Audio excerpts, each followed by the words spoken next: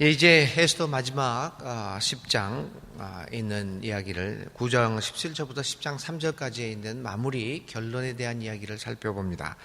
9장 17절부터 32절까지는 이제 모든 사건을 정리하면서 이 사건을 기념하고 기억하기 위하여 불임절이라고 하는 유다인들의 종교 절기가 세워진 내력을 여기에다가 설명해 놓고 있습니다. 불임절이 어떻게 해서 제정되었냐라고 하는 것입니다. 이러한 모르드게에 의해서 유다인들이 다시 구원을 받았던 후에 유다 백성들은 이 하나님의 구원의 역사를 찬양하면서 잔치를 벌입니다. 이제 9장 17절 이후에 이제 아달월, 그러니까 지금으로 치면 2월달 내지는 3월달에 있는 거죠. 이 아달월 이 14일, 15일 이 이틀에 걸쳐서 잔치를 벌입니다. 구원의 역사를 기념하면서 기억하면서 종교적 예식의 날로 지키기로 한 것이 이 불임절입니다. 그런데 이 불임절에서 잔치를 벌이는데 이 잔치의 특성을 뭐라고 얘기를 하냐면요, 22절에 보면 이 불임절 잔치의 특성을 얘기합니다. 다음과 같이 세 번역에 기록되어 있습니다. 그날에 유다 사람이 원수들의 손에서 벗어났으며 그날에 유다 사람의 슬픔이 기쁨으로 바뀌었고 초상날이 잔칫날로 바뀌었으므로 모르드게는 그 이틀 동안을 잔치를 벌이면서 기뻐하는 명절로 정하고, 자, 여기까지는 왜 명절, 왜 잔치를 벌이느냐라고 하는 이유를 설명을 합니다. 슬픔이 기쁨으로 바뀌었고 초상날이 잔치로 날로 바뀌는 그러한 그 구원의 역사가 있었기 때문에, 좋은 일이 발생했기 때문에 이 기간을 잔칫날로 삼으라, 이렇게 이야기를 하고 있습니다. 근데 그 잔칫날을 어떻게 지납니까? 서로 음식을 나누어 먹고 가난한 사람들에게 선물을 주는 날로 지키도록 지시하고 있습니다. 이 잔치를 벌이는 것은 틀림없는데 이 잔치의 방법이 뭐냐면 서로 음식을 나누어 먹고 가난한 사람들에게 선물을 주는 것. 진정한 잔치는, 여기 22절은 굉장히 중요합니다. 진정한 잔치가 어떤 의미를 주고 있느냐, 또 어떻게 진정한 잔치를 만들어갈 수 있느냐라고 하는 매우 성경적인 지침을 마련해 주는 구절이라고 아니할 수 없습니다. 진정한 잔치는, 우리는 왜 잔치를 벌입니까? 슬픔이 기쁨이 되는 날이기 때문입니다. 그래서 그러한 기쁨의 날에 우리는 무엇보다도 먼저 음식을 나누어 먹고 가난한 사람들에게 선물을 주면서 이 잔치를 벌입니다.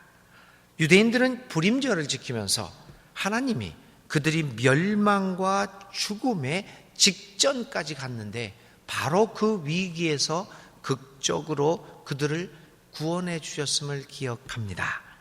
그리고 잔치를 벌입니다. 그러며 이 잔치에서 나눔이 이루어집니다. 그리고 가난한 사람들에게 선물을 나누어주는 돌봄이 이루어집니다. 나눔과 돌봄의 의미로서의 잔치를 벌입니다. 그러므로 사랑하는 교우 여러분, 잔치의 진정한 의미는 나눔과 돌봄입니다. 적어도 우리 예수님을 믿는다고 하는 예수님의 사람들의 잔치의 가장 기본적인 의미는 이 같은 나눔과 돌봄입니다. 만일 우리가 예수님을 믿는다고 하면서 하나님께 기도하여 나에게 슬픈 날이 기쁜 날이 되었다고 그저 자기 혼자만, 자기의 세계만 몰두해서 나는 하나님께 축복받은 사람이다, 자신의 삶에만 몰두하고 있다고 한다면 그것은 진정한 의미의 기독교인들의 잔치가 아닙니다. 정말 하나님께서 나에게 큰 은혜를 베풀어 주셔서 나에게 큰 돈을 벌게 하셨다, 기쁩니다. 잔치를 벌입니다.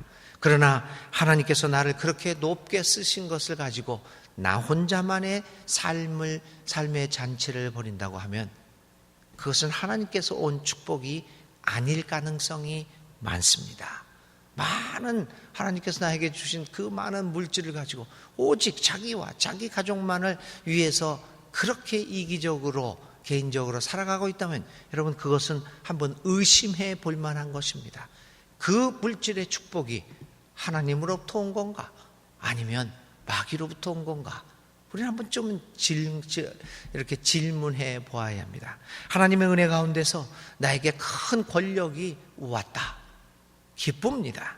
그러나 그 권력을 가지고 나눔과 돌봄의 잔치를 하지 못하고 오직 나의 삶을 강화시키고 나의 주변에서만 돈을 벌게 만들고 자기 이익을 취하는 그러한 일이 발생하고 있다면 우리는 한 번쯤은 내가 높은 자리에 올라간 것이 정말 하나님의 축복인가?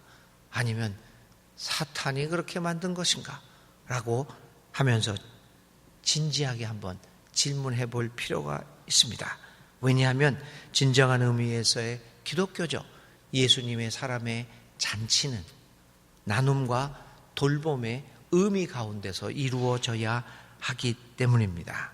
오늘 유다 백성들은 불임절, 하나님의 구원의 역사, 슬픔을 기쁨으로 바뀌고 죽음의 날을 생명의 날로 바꾸어진 그 구원의 역사를 기념하면서 서로 음식을 나누어 먹고 가난한 사람들에게 예물을 주는 나눔과 돌봄의 잔치를 하고 있습니다. 오늘 우리들은 우리의 삶에서 어떤 잔치를 벌이고 있는가를 한번 곰곰이 생각해 보면서 오늘의 에스더서를 읽어봅니다. 자, 이렇게 이제 이 불임절 제정의 역사를 우리가 이제 보면서 그 극적으로 하나님께서 반전시키는 그러한 역사를 보면서 우리는 다시 한번 예수님과 연관해서 우리를 죽음의 위기에서 구원해 주실 분은 오직 예수님뿐임을 기억하게 됩니다. 그리고 악을 선으로 일거에 바꾸시는 반전의 하나님의 역사에 확신과 신뢰를 갖게 됩니다. 반전의 역사를 일으키시는 하나님을 신뢰하면서 우리는 낙담하지 않고 선한 일을 실행하면서 살아갈 수 있다라고 하는 용기를 갖습니다. 선한 일을 하는데 낙심하지 말고 선으로 악을 이기는 일에 힘쓸 수 있다라고 하는 믿음을 갖게 만드는 것이 에스더서의 기록입니다. 자, 왕비 에스더와 모르드게는 이에 대한 기록을 남겨서 유다 민족들로 하여금 이 절기를 잘 지켜나가도록 조치합니다. 역사, 특히 고난의 역사를 기억하고 기념하는 것은 매우 중요하지 않겠습니까? 고난의 역사를 통하여 우리는 우리의 역사가 나아갈 길을 가늠해 볼 수 있을 것입니다.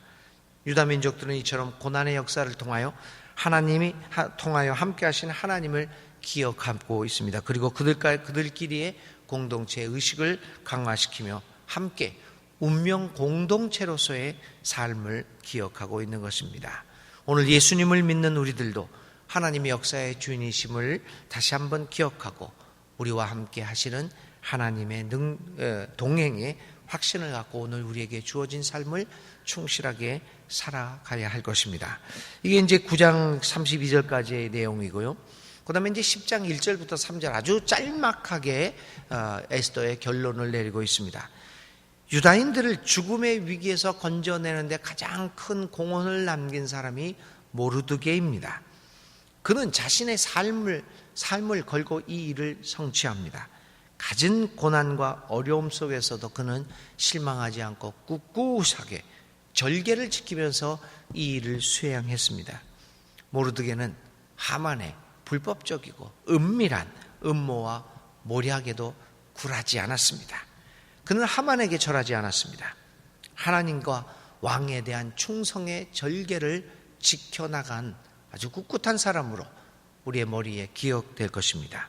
죽음의 위협에도 불구하고 그는 꿋꿋한 삶의 의지를 보여주었습니다.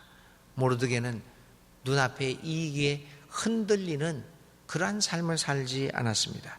그는 미래를 내다보며 하나님의 역사하심을 믿고 있었기 때문입니다.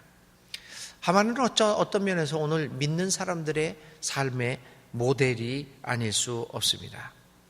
하나님의 역사하심을 믿고 하나님의 정의의 승리를 믿는다고 하면 어찌 우리가 세상이 주는 그 얄팍한 술수와 그 세상이 주는 순간의 이익에 흔들려서 믿음의 절개를 잃어버리고 살 수 있단 말입니까? 오늘의 성경의 기록은 이렇게 고든 삶을 살아간 모르드게의 일생에 대해서 이렇게 기록하고 있습니다. 3절입니다. 유다 사람 모르드게는 아하수에로 왕 다음으로 실권이 있었다. 그는 유다 사람들 사이에서 존경을 받았다. 특히 자기 백성이 잘 되도록 꾀하였고 유다 사람들이 안전하게 살도록 애썼으므로 같은 결의인 유다 사람은 모두 그를 좋아하였다. 모두 그를 존경하였다. 모든 사람의 존경을 받은 모르드게, 많은 고난과 죽음의 위협 앞에서도 흔들림 없이 십자가를 지셨던 예수님을 상기케 하는 인물입니다. 예수님은 하나님으로부터 그 높임을 받고 온 세계 사람으로부터 존경을 받습니다. 그래서 예수님은 모든 이름 위에 뛰어난 이름이 됐습니다. 흔들림 없이 하나님의 길을 걸었기 때문입니다. 오늘 우리 믿는 이들은 과연 세상 사람들로부터 존경을 받고 있는 것일까? 사람들은 과연 우리 교회를 보면서, 우리 믿는 이들을 보면서 신뢰하고 믿을 만한 사람들이라고 평가를 내릴까? 믿음의 절개를 잃지 않았던, 죽음의 위협에서도 흔들리지 않고 자그마한 이익 앞에 자신의 절개를, 자신의 신실함을 포기하지 않았던 모르드게, 그는 존경을 받았습니다. 예수님은 어떤 위협 속에서도 하나님의 길을 걸어가는 데에 주저하지 않았습니다. 예수님은 하나님을 바라보면서 그렇게 꿋꿋이 삶을 살아가고 십자가에 못 박혀 죽으시기까지 신실함을 보였습니다. 모든 이름 위에 뛰어난 이름이 되셨고 모든 사람으로부터 존경을 받은 예수님, 바로 모르드게처럼 사는 것, 예수님처럼 사는 것, 예수님을 따라가는 것, 이렇게 살아야 존경을 받습니다. 존경은 억지로 이루어지지 않습니다.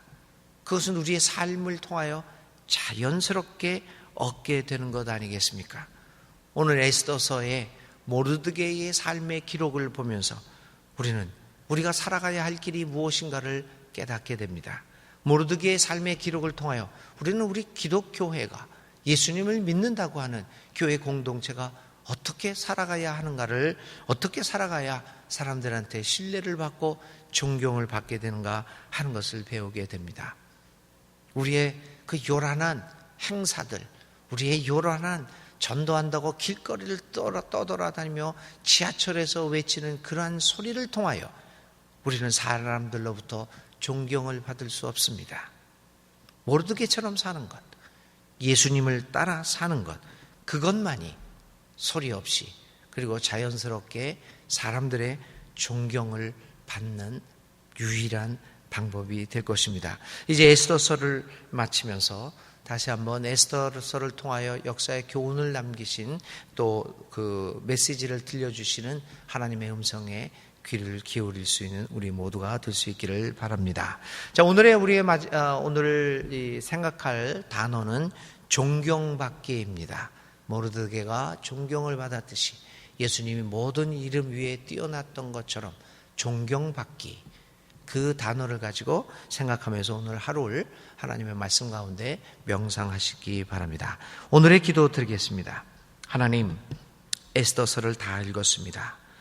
불임절의 유래에 대해서 다 읽었습니다. 역사가 주는 교훈을 소홀히 하지 않는 우리들이 되게 하소서.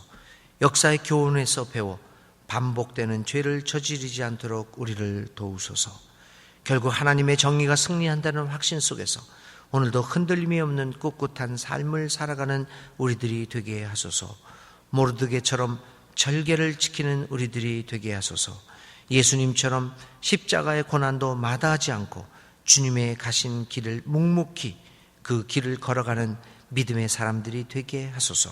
그래서 진정 사람들로부터 신뢰와 존경을 받는 믿는 이들과 예수님의 공동체 교회가 되게 하옵소서.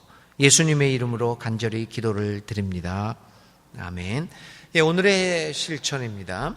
오늘 믿는 이들이 세상의 신뢰와 종교를 받기 위해서 가장 시급한 일들의 목록을 한번 작성해 보면 어떨까요?